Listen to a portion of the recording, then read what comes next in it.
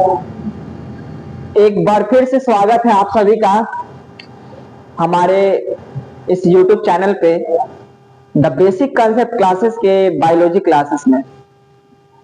तो आज की बायोलॉजी क्लास में फिर से हम वही आगे का पार्ट लेकर आए हैं, पोषण का ऑब्जेक्टिव सवाल।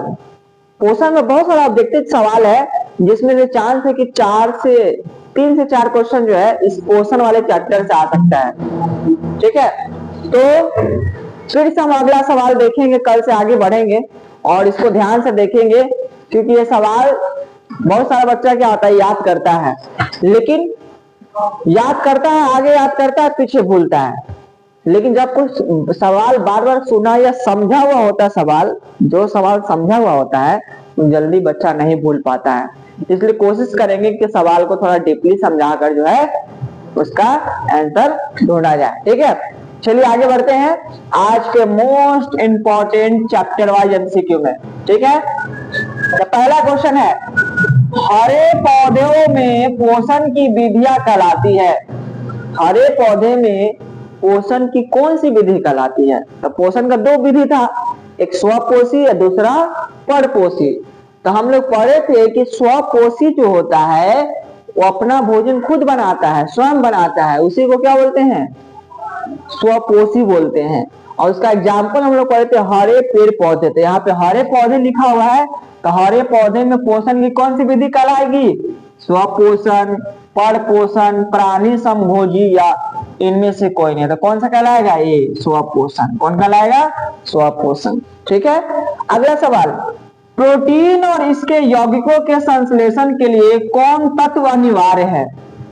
प्रोटीन और इसके यौगिकों, प्रोटीन हुआ, ठीक है, और प्रोटीन से बना जो यौगिक है उसको संश्लेषण मतलब निर्माण के लिए कौन सा तत्व जो है अनिवार्य है? तो इसके लिए जो है प्रोटीन के लिए जो है तुम्हारा कौन सा? ऑक्सीजन, नाइट्रोजन, फास्फोरस या सल्फर। तो इसमें ध्यान से देखेंगे प्रोटीन जो होता है उस प्रोटीन में वह बना होता है किसका? अमीनो एसिड का। किसका? अमीनो एसिड का बना होता है। प्रोटीन किसका बना होता है? अमीनो एसिड का। और अमीनो एसिड का सूत्र क्या होता है? अमीनो एसिड का सूत्र क्या होता है? तो अमीनो एसिड का जो सूत्र होगा इसमें इसके यौगिकों के संश्लेषण के लिए कौन सा तत्व अनिवार्य है? तो इसमें तुम्हारा अनिवार्य तत्व हो जाएगा कौन? नाइट्रोजन। कौन हो जाएगा? नाइट्रोजन जो है यह अनिवार्य तत्व हो जाएगा। तो नाइट्रोजन जो है इसका क्या हो जाएगा? संश्लेषण के लिए अनिवार्य तत्व हो जाएगा। किसके लिए?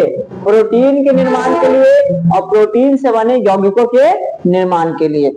अगला सवाल 21 नंबर, ध्यान से देखिएगा, निम्न पादप परजीवी है, इनमें से कौन पादप परजीवी है? ठीक है, तो पादप परजीवी कहने का मतलब कि हम लोग जैसे है तो हम लोग कौन सा परजीवी हो गया? एनिमिलिया परजीवी हो गया, जिसको हम लोग बोलते हैं जंतु परजीवी। क्या बोलते हैं? जंतु परजीवी, दूसरे पर डिपेंडेंट है। उसी तरह पादप परजीवी इसमें कौन है? तो पादप परजीवी में देखेंगे तो एक होता है पीपल, आम, शहतूत। तो पीपल किसी पर डिपेंडेंट है? कोई ऐसा जीव जिस पर डिपेंडेंट है पीपल? नहीं। आम? नहीं। शहतूत? नहीं। लेकिन अमर बेल जो होता है ना, अमर बेल, वह दूसरे पौधे पर डिपेंडेंट है, इसलिए इसको हम लोग क्या बोलेंगे? पादप परजीवी बोलेंगे। अमर बेल को क्या बोलेंगे? पादप परजीवी बोलेंगे। ठीक है, 22 नंबर सवाल, कौन सी पेशी भोजन को आगे बढ़ाने में, कौन सी पेशी भोजन को आगे धकेलने में सहायक है?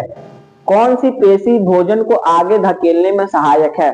तो यहाँ पे दिया हुआ है, पहला स्फिंक्टर, दूसरा मांसपेशी, तीसरा कोशिका झिल्ली और इनमें से कोई नहीं। तो हम लोग जानते हैं कि हमारे मुंह के सबसे लास्ट में, कंठ के सबसे लास्ट में एक गोलाकार संरचना होता है जो एक तरह से स्फिंक्टर का काम करता है। स्फिंक्टर क्या होता है?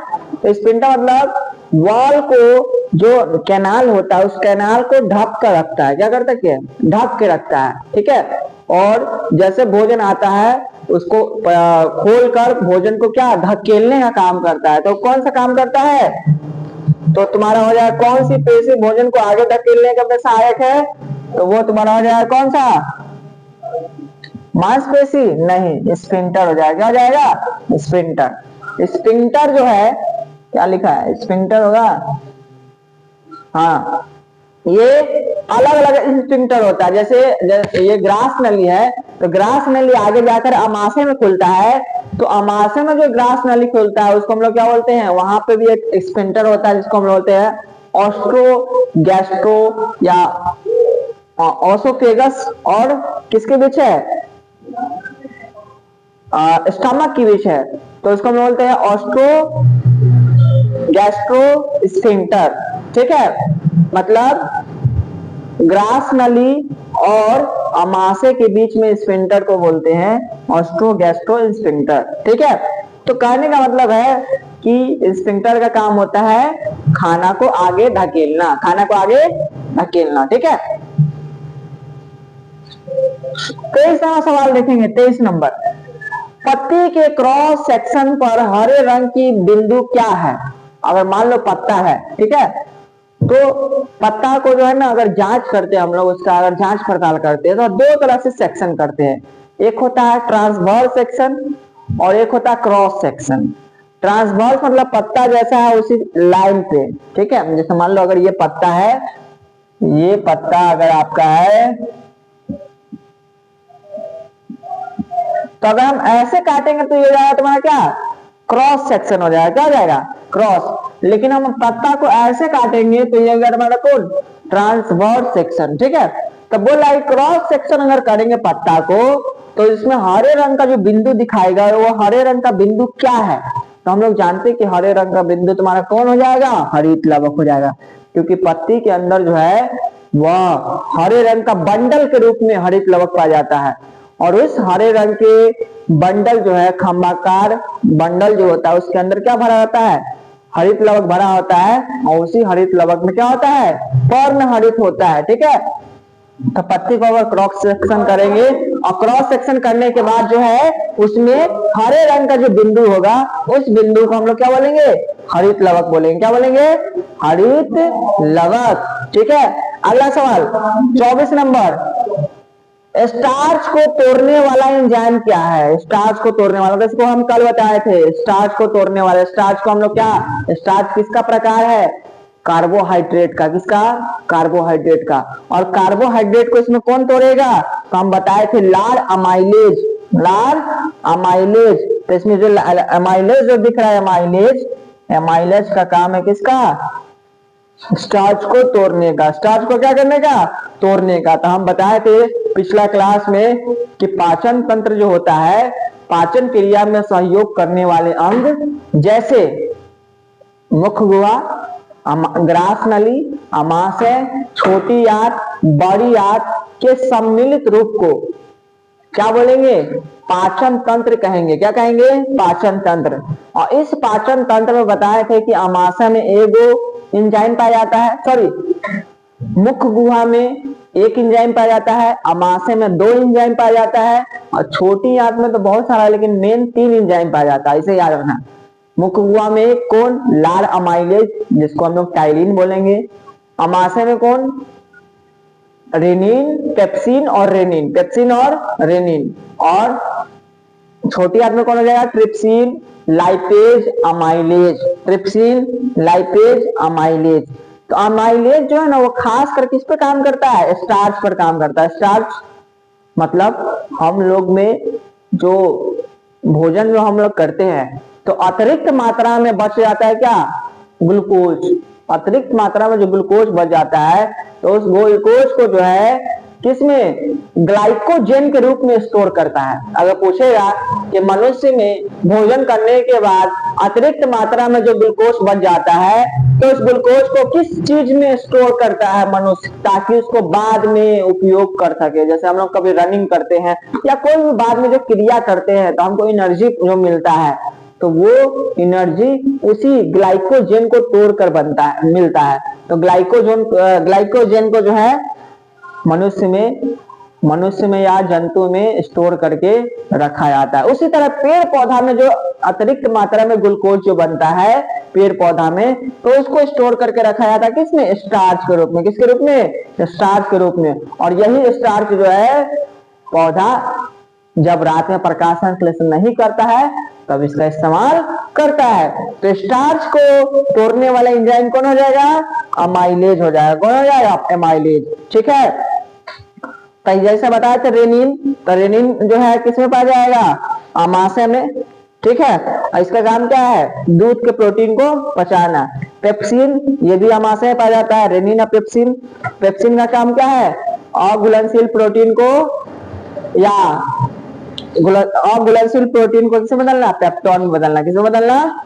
पेप्टोन में। ठीक है। आगे 25 नंबर सवाल, तो इसका आंसर कौन हो जाएगा? अमाइलेज। लाल अमाइलेज रहता तो और ज्यादा अच्छा समझ में आता, लेकिन अमाइलेज मुख में भी पाया जाता है और छोटी आंत में भी इसका स्राव होता है।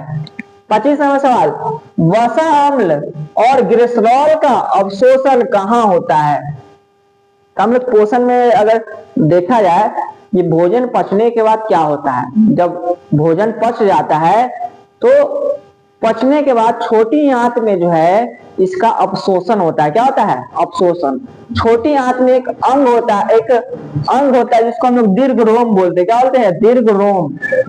दीर्घ रोम जिसको विलाई बोलते हैं, विलाई या बिली पढ़ेंगे, विलाई या बिली पढ़ेंगे। ठीक है। तो ये जो दीर्घ रोम होता है यह पैचेज जैसा रचना, पैचेज मतलब छोटी आंत में उभरा हुआ संरचना होता है। इसका काम क्या है कि भोजन जब एकदम पतले फॉर्म में बदल जाता है, एकदम सब घुलनशील फॉर्म में बदल जाता है, तो ये जो है दीर्घ रोम क्या करता है?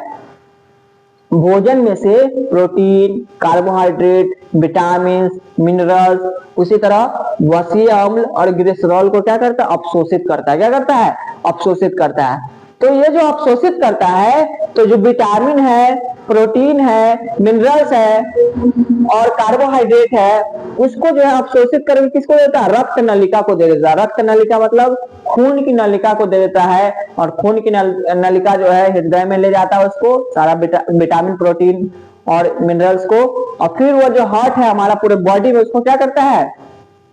मतलब ट्रांसफर कर देता है, जिससे बॉडी के हर एक माइटोकॉन्ड्रिया में ये विटामिन, प्रोटीन, मिनरल्स पहुंचता है और श्वसन के माध्यम से माइटोकॉन्ड्रिया ऊर्जा का उत्पादन करता है। उसी तरह विटामिन, प्रोटीन और मिनरल्स को तो कौन ले गया? रक्त नलिका ले गया, लेकिन इसमें से वसीय अम्ल और जो ग्लिसरॉल है उसको ले जाता है कौन? लिम्फ वाहिनी ले जाता है। कौन ले जाता है? लिम्फ वाहिनी, जिसको हम लोग बोलते हैं लसिका।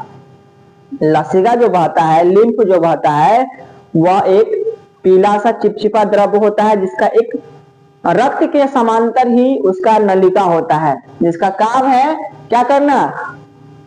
वसीय अम्ल और ग्लिसरॉल का परिवहन कराना। वसीय अम्ल और ग्लिसरॉल किससे अवशोषण किया जाता है? लिम्फ वाहिनी में ही अवशोषण होता है। अब विटामिन, प्रोटीन किसमें अवशोषण होगा? रक्त वाहिनी में। किसमें होगा? रक्त वाहिनी में। ठीक है। अगला 26वां सवाल, पाचन क्रिया कहाँ पूरी होती है? पाचन क्रिया पूरी कहाँ होती है? तो हम लोग जानते हैं कि पाचन सबसे पहले मुख में होता है। ग्रास नली में पाचन होता है? नहीं, ग्रास नली में पाचन नहीं होता। ग्रास नली एक ब्रिज की तरह काम करता है जो मुख गुहा से अमाशय तक भोजन को पहुंचाता है, क्योंकि मुख गुहा अमाशय के बीच में वक्ष गुहा है, और वक्ष गुहा में जो है फेफड़ा है, दिल है, तो वहां जो दिल फेफड़ा उसको पार कराने के लिए भोजन को ग्रास नली पाया जाता है, लेकिन ग्रास नली में पाचन नहीं होता है। तो पहला मुख में गुहा में पाचन होगा, दूसरा आमाशय पाचन होगा, और फिर लास्ट में छोटी आंतें पाचन होगा। बड़ी आंतें पाचन नहीं होता। तो पाचन क्रिया कहाँ पूरी होती है? तो पाचन क्रिया जो है तुम्हारा पूरी होगी छोटी आंत में। कहाँ? छोटी आंत में। ठीक है। यहाँ पे छोटी आंत में पूरी होगी। दूसरा, क्योंकि बड़ी आंत में पाचन क्रिया पूरी नहीं होती, बड़ी आंत में केवल और केवल जल का अवशोषण होता है। क्या होता है? जल का अवशोषण होता है। जल मतलब जल में मिनरल्स होता है, उसका अवशोषण होता है। किसमें? बड़ी आंत में। ठीक है। अगला, दांत के ऊपर पाई जाने वाली कठोर परत क्या कहलाती है? दांत के ऊपर कठोर परत पाया जाता है। कठोर परत जो दांत को चमचमा हुआ दिखाता है तो दांत के ऊपर जो कठोर परत पाया जाता है उसको बोलते हैं इनेमल। क्या बोलते हैं? इनेमल बोलते हैं। यही परत धीरे धीरे क्या होता है?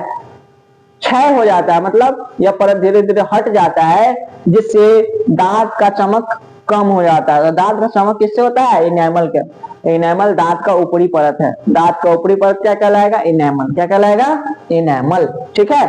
अगला 28वां सवाल, विषमपोषी जीव अपनी उत्तर जीविका, ये जीविका होगा, उत्तर जीविका के लिए विषमपोषी को हम लोग पढ़े थे कि परपोषी का दूसरा दुगो नाम है। परपोषी पोषण को ही क्या बोलते हैं? विषमपोषी पोषण कहते हैं। तो परपोषी जीव जो है उसी को कहेंगे क्या? विषमपोषी जीव। तो विषमपोषी जीव अपनी उत्तर जीविका के लिए आश्रित रहते हैं। अपनी जीविका मतलब अपना जीवन चलाने के लिए किस पर आश्रित रहते हैं? शैवाल पर, मिट्टी पर, कवकों पर, हरे स्वपोषी पौधों पर। तो विषमपोषी जीव जो होते हैं, ठीक है, यहाँ पे शैवाल पे तो डिपेंडेंट नहीं होगा, कवक तो खुद विषमपोषी जीव है, ठीक है, तो वह हरे स्वपोषी पौधों पर ही क्या रहता है? डिपेंडेंट रहता है। डिपेंडेंट मतलब आश्रित रहता है। ठीक है। तो विषमपोषी जीव जो होता है वह किस पर निर्भर करता है? स्वपोषी जीव पर। स्वपोषी कौन है? हरे पेड़ पौधे। तो हरे स्वपोषी जो पौधे होते हैं उस पर हम लोग क्या है? डिपेंडेंट है। इसीलिए विषमपोषी जीव अपनी उत्तर जीविका के लिए किस पे आश्रित रहते हैं? हरे स्वपोषी पौधों पर। अगला 29 नंबर सवाल, क्षुद्रांत की भीतरी सतह पर पाए जाने वाला ऊर्जा अवशोषक भाग है। अभी बताएं हम कि क्षुद्रांत को हम लोग बोलते हैं छोटी आंत, अब बड़ी आंत को बृहंत बोलते हैं और छोटी आंत को क्षुद्रांत बोलते हैं। आम भाषा में हम लोग अतरी बोलते हैं। तो अतरी के दो भाग है, छोटी आंत और बड़ी आंत। ठीक है। आंत को हम लोग आम भाषा में बोलते हैं। तो आंत दो गो, छोटी आंत और बड़ी आंत। तो छोटी आंत को ही बोलते हैं क्षुद्रांत। क्या बोलते हैं? क्षुद्रांत, स्मॉल इंटेस्टाइन। और बड़ी आंत को बोलते हैं बृहंत, लार्ज इंटेस्टाइन। ठीक है। तो क्षुद्रांत के भीतरी सतह पर अभी बताया, क्षुद्रांत जो होता है ये इस तरह का संरचना होता है। इसके भीतरी सतह पर जो है ये उभरा हुआ संरचना से पाया जाता है। उभरा हुआ संरचना पाया जाता है। इस उभरा हुआ संरचना को हम लोग क्या बोलते हैं? दीर्घरोम या विलाई कहते हैं। दीर्घरोम या विलाई कहते हैं। ठीक है। तो छोटी आंत के भीतरी सतह पे क्या पाया जाएगा? विलाई या दीर्घरोम। 30वां सवाल, वे पौधे जिनका पोषण सड़ी गली चीजों पर आश्रित रहता है। वे पौधे जिनका पोषण किस पे आश्रित रहेगा? सड़ी गली चीजों पर। तो सड़ी गली चीजों पर आश्रित रहेगा तो हम लोग बताए थे मृतजीवी। क्या बोलेंगे इसको? मृतजीवी। जो पोषण सड़ी गली चीजों से प्राप्त करेगा वैसे पोषण को हम लोग क्या बोलेंगे? मृतजीवी। और आश्रित मतलब परपोषी, विषमपोषी। विषमपोषी 3 प्रकार के होते हैं, परजीवी, मृतजीवी और प्राणी संपोषण। तो ये हरे पौधे जो सड़ी गली चीजों पर या मृत जीवों पर आश्रित रहेगा उसे हम लोग बोलेंगे क्या? मृतजीवी।